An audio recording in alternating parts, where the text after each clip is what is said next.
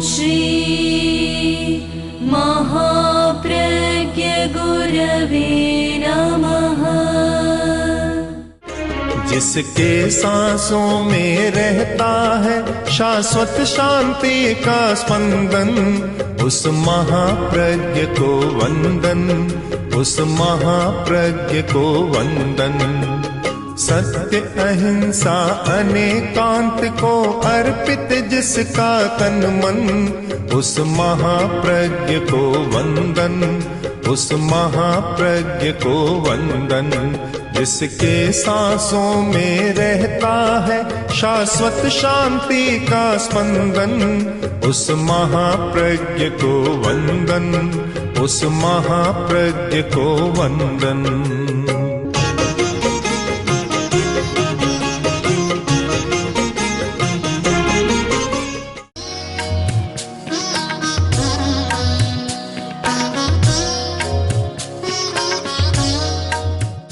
मनुष्य ने सुरक्षा की दृष्टि से चिंतन किया है और आज तक करता रहा।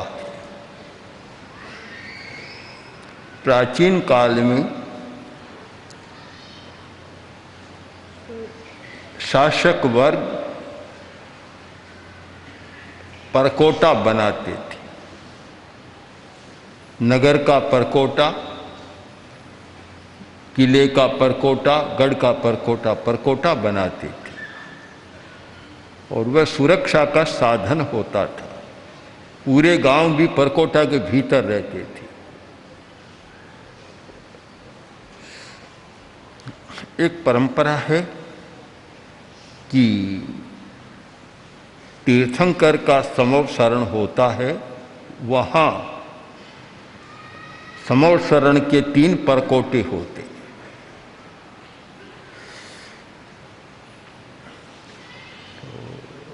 इसको यदि आध्यात्मिक दृष्टि से व्याख्यात करें तो एक नया रूप सामने आ सकता है। सुरक्षा की जरूरत सबको होती है और हर व्यक्ति को अपना सुरक्षा कवच बनाना चाहिए। असुरक्षित रहना कभी अच्छा नहीं होता, खतरा और भय मंडराता रहता है। तो सुरक्षा के लिए एक प्रकार का निर्माण। तीर्थंकर जहाँ होते हैं वहाँ असुरक्षा तो नहीं होती, भय भी नहीं होता, फिर भी प्राकार बनते हैं। इस बात की सूचना देते हैं कि हर व्यक्ति को अपनी सुरक्षा के प्रति सावधान रहना चाहिए। स्तुतिकार ने उसको एक नया रूप दिया है कि प्रभु आपके समवसरण के बाहर एक परकोटा, फिर दूसरा, फिर तीसरा, 3 बने हुए हैं और हमारे 3 लोक माने जाते, अधोलोक, मध्यलोक और ऊर्ध्वलोक। 3 लोक हैं, 3 परकोटा। ये परकोटा क्यों बने? तो कवि की कल्पना है कि आप कांति, यश और प्रताप के समुच्चय हैं। ये परकोटा कोई धातु से बने हुए नहीं है।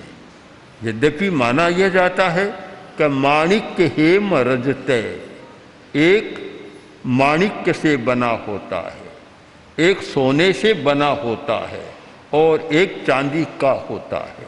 ये 3 माने जाते हैं। तो कवि की कल्पना है कि ये स्थूल दृष्टि की बात है। स्थूल दृष्टि वाले लोग स्थूल को देखते हैं, सूक्ष्म को नहीं देख पाते।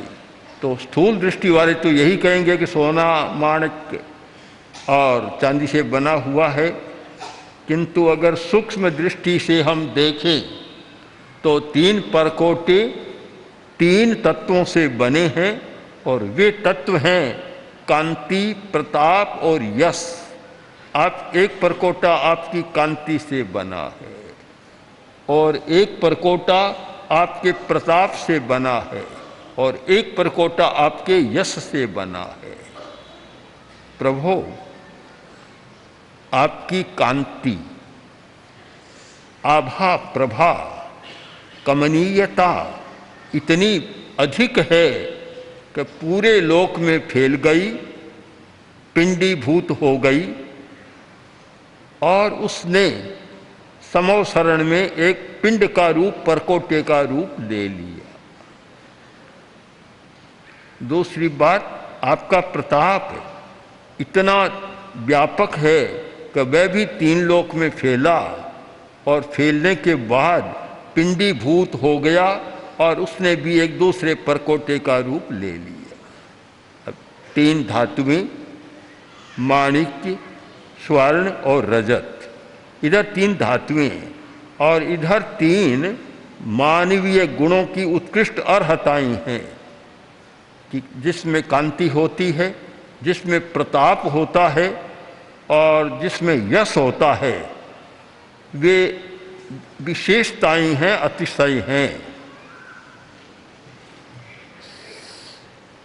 कवि की कल्पना सार्थक दिखाई देती,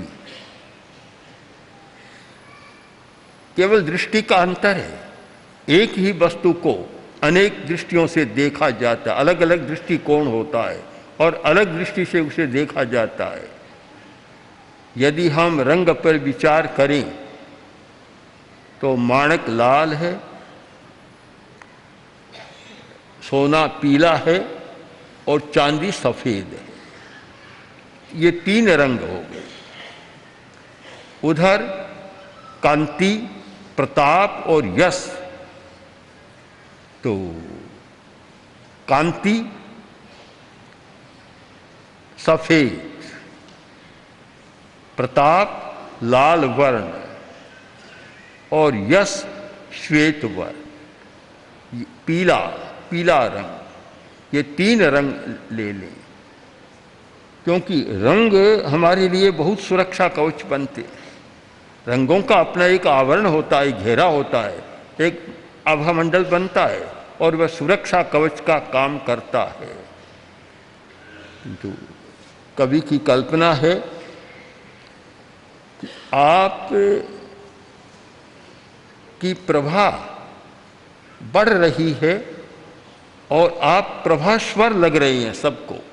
आप प्रभास्वर क्यों लग रहे हैं कि आपके परिपार्श्व में सफ़ेद रंग भी है, अरुण रंग भी है और पीला रंग भी है।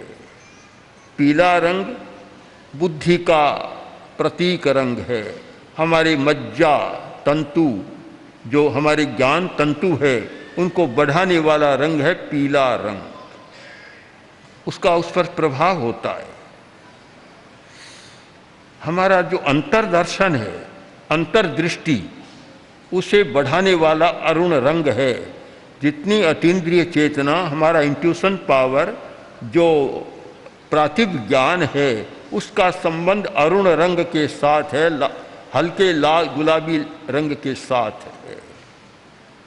और हमारी पवित्रता का संबंध सफ़ेद रंग के साथ है। तो जो व्यक्ति श्वेत वर्ण, पीत वर्ण और अरुण वर्ण का परकोटा बना लेता है, वह सचमुच सुरक्षित हो जाता है। आने वाली बाधाएं, आने वाले विकिरण उसे फिर सता नहीं पाते।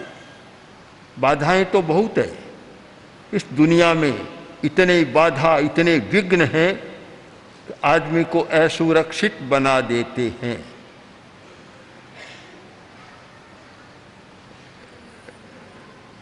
पढ़ा होगा कि एक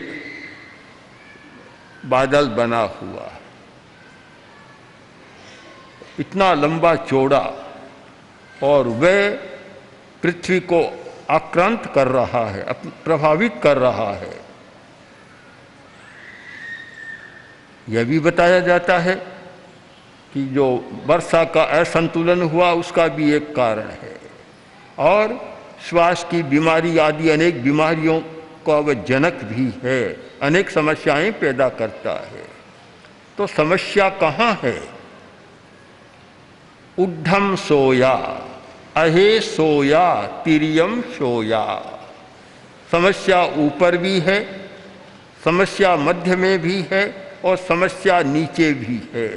समस्या सारी पदार्थ जगत में होती है, आत्म जगत में कोई समस्या नहीं है। बहुत पहले भी मैंने प्रेक्षा ध्यान के संदर्भ में लिखा था कि जब जब मैं आत्मा की सन्निधि में होता हूँ कोई समस्या नहीं होती, और जब जब मैं आत्मा से दूर चला जाता हूँ और शरीर में रहता हूँ तब सारी समस्याएं पैदा होती है। रोग शरीर में पैदा होता है, आत्मा में कोई रोग पैदा नहीं होता। बुढ़ापा शरीर को आता है, आत्मा को नहीं आता।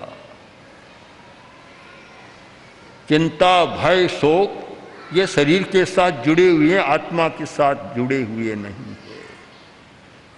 तो एक बहुत सुंदर रूपक कवि ने प्रस्तुत कर दिया कि ये परकोटे, ये सुरक्षा कवच, ये स्वयं अपने द्वारा निर्मित हैं। अपने द्वारा निर्मित मानो अपने द्वारा निर्मित है, और अपनी ही कांति, प्रताप और यश के द्वारा निर्मित है, बाहर से कोई निर्मित नहीं है। इस स्तुति काव्य से एक रहस्य हमारे हाथ में लगता है कि हम यदि सुरक्षित रहना चाहें तो अपनी कांति का विकास करें, एक मनोरमता का विकास करें। यदि हम सुरक्षित रहना चाहते हैं तो अपने प्रताप का विकास करें। प्रताप हमारी शक्ति, हमारी ऊर्जा, प्राण ऊर्जा, उसका विकास करें। और यदि हम सुरक्षित रहना चाहते हैं तो हमारे यश का विकास करें। यश का एक अर्थ संयम होता है, संयम का विकास करें, नियंत्रण शक्ति का विकास करें। जो व्यक्ति ये 3 परकोटे बना लेता है वह सचमुच सुरक्षित हो जाता है। जन्मना, मरना ये कोई असुरक्षा की बात नहीं है। हर आदमी जन्म लेता है, मरता है, किंतु संस्कृत साहित्य में बहुत बार अनेक कवियों ने कहा यशस् शरीरे जीवसी। तुम कहाँ जीते हो? यशस् शरीरे। इस भौतिक शरीर में तो आदमी मर जाता है, किंतु कुछ लोग जो बहुत बढ़िया काम करके जाते हैं वे यश शरीर में अमर हो जाते हैं।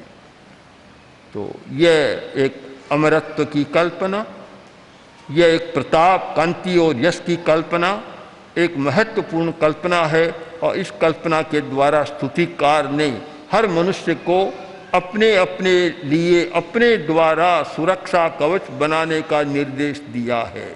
माला, माला जप के लिए भी माला, स्वागत के लिए भी माला, और भी पता नहीं कितने अवसर आते हैं माला आदमी पहनता है स्वयं या पहनाई जाती है।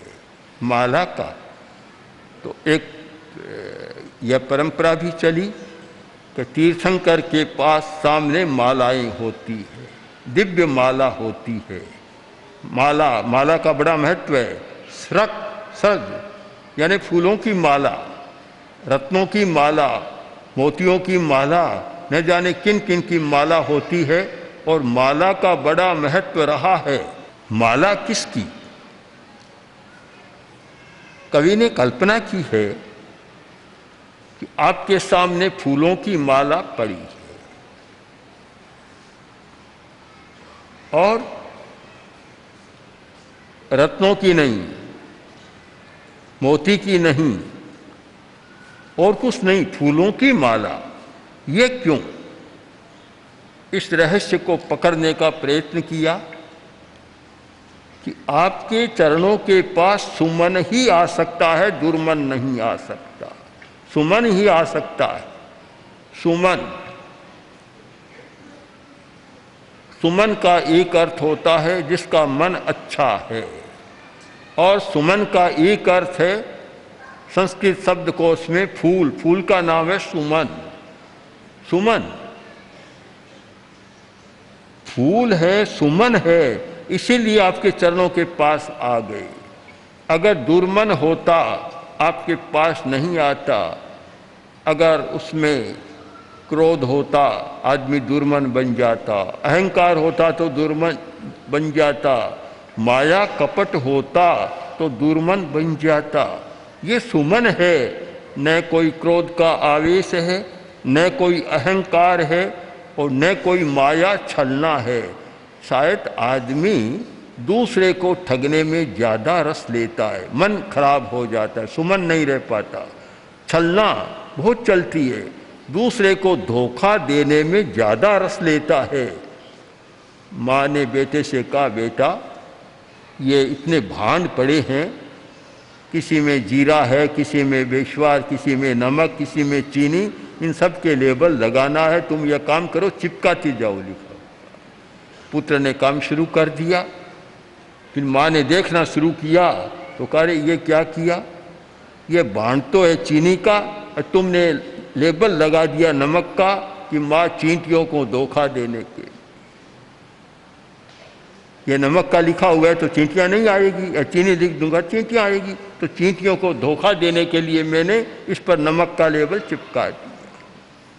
आदमी आदमी को भी धोखा देता है, पशु पक्षियों को भी देता है, और चींटियों को भी धोखा देना चाहता है।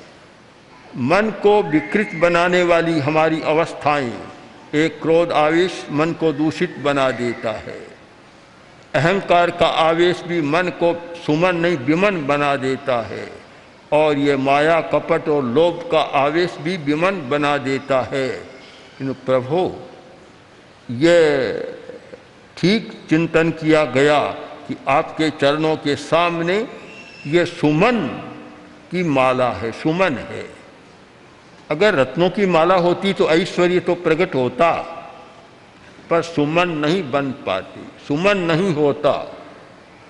सुमन है, इसका तात्पर्य है कि आपके चरणों की सन्निधि में वही व्यक्ति आता है जो सुमन होता है, अथवा दुर्मन होता है, या आते ही वह सुमन बन जाता है। हाथी भारी भरकम होता है, और फिर भारी चीज पर बैठ जाए तो हाथी पर हाथी हो जाता है। ये सारी उपाधियां इतनी आदमी पर बोझ लाद देती है कि आदमी स्वाभाविक नहीं रहता। हमें स्वाभाविक रहना है तो इन उपाधियों से नहीं, उपाधियों से मुक्त होना है। निरुपाधिक, निरुपाधिक ये बहुत बढ़िया शब्द है, निरुपाधिक। क्यों, कम्मुणा उवाही जायई, उपाधि किससे पैदा होती है? कर्म से पैदा होती है, और हमने कर्म के बंधन को क्षीण कर दिया, निरुपाधिक बन जाते हैं, मूल स्वरूप में आ जाते हैं। तो मूल स्वरूप में आने का मतलब सुमन बन जाते हैं, सुमन। अगर किसी को माला पहनानी हो या पहननी हो तो पहले सुमन की परीक्षा करो, पहनाने वाले का मन कैसा है और पहनने वाले का मन कैसा है। किंतु औपचारिकता में दोनों बातों पर ध्यान नहीं दिया जाता। मान तो औपचारिकता होती है, वह भी जानता है कि औपचारिक है, पहनाने वाला भी जानता है कि औपचारिक बात है, पहनने वाला भी औपचारिक मानता है। तो ये उपचार बहुत चलता है, किंतु प्रभु आपके चरणों के पास जो माला आती है वह सचमुच सुमन बन जाती है, और आपके चरणों के पास आने वाला व्यक्ति भी सुमन बन जाता है। आज की कठिनाई तो बहुत है, कठिनाइयाँ। माला भी कहाँ है आज, फूल भी सूखते जा रहे हैं, पानी सूखता जा रहा है, कहाँ मिलेगी? राजस्थान की घटनाएं सुनते हैं तो एक संवेदना की भावना जागती है कि जहाँ पीने को पानी सुलभ नहीं, पशु की बात तो बेचारों की क्या बात करें, पशुओं के लिए तो भारी समस्या है, आदमी के लिए भी समस्या है। और जहाँ पानी की सुलभता थी, आज तो कहते हैं कि 3 दिन से या 4 दिन से पानी मिलता है। अब सुमन कहाँ खिले? सुमन को खिलने के लिए भी अवकाश चाहिए, पानी चाहिए, जल चाहिए, जीवन चाहिए, उसकी भी समस्या हो रही है। और राजस्थान में तो अनेक स्थानों पर भारी समस्या है पानी की। जैसा कहा जा रहा है कि अगला महायुद्ध पानी के लिए होगा, यह एक वैज्ञानिकों की भविष्यवाणी है। अब पता नहीं वह कब होगा, पर जहाँ पानी नहीं है वहाँ तो आज भी युद्ध सा हो रहा है। आपस में तो लड़ाइयाँ चलती है, पानी भरने के लिए लड़ाइयाँ हो जाती है, और कितना झंझट है पानी के अभाव में। अब जब पानी नहीं है तो आदमी सुमन कैसे बनेगा? सुमन बनने के लिए जीवन की प्राथमिक आवश्यकताओं की पूर्ति भी जरूरी है। रोटी मिलती है, पानी पूरा मिलता है, कपड़ा मिलता है, मकान मिलता है, चिकित्सा की सुविधा हो जाती है, तो फिर हम बात करें कि सुमन बनेगा या दुर्मन बनेगा। उसके उत्तरकालीन बात है, उत्तर दार्शनिक बात है। जब मूल बात में ही समस्या है तो सुमन कैसे बने? इस दुनिया में इतनी विचित्रता है, इतनी प्राकृतिक समस्याएं हैं कि सुमन खोजना भी बड़ा मुश्किल है। हम सुमन की बात करें, सुमन के लिए एक पृष्ठभूमि चाहिए। अच्छी पृष्ठभूमि हो तो मन अच्छा बन सकता है।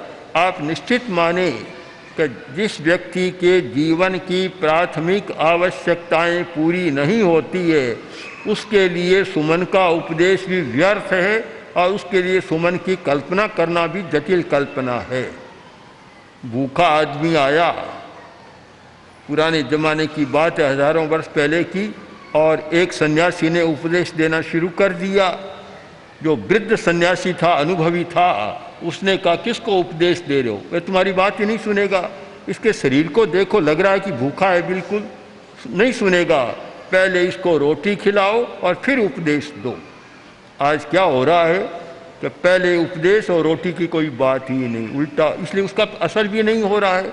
यानी वही व्यक्ति अच्छे मन वाला हो सकता है जो तृप्त है, प्राथमिक आवश्यकताओं की पूर्ति करने वाला है। अन्यथा उसका ध्यान तो वहाँ जाता है कि जहाँ रोटी रोटी दिखाई देती है, सुमन वाला हो नहीं सकता। इसलिए सुमन शब्द पर भी हमें बहुत गंभीरता से विचार करना चाहिए कि फूल कहाँ खिल सकता है और आदमी भी सुमन वाला कहाँ हो सकता है, किस भूमिका पर, किस देश और काल में सुमन हो सकता है। इन सब पर विचार करना जरूरी है।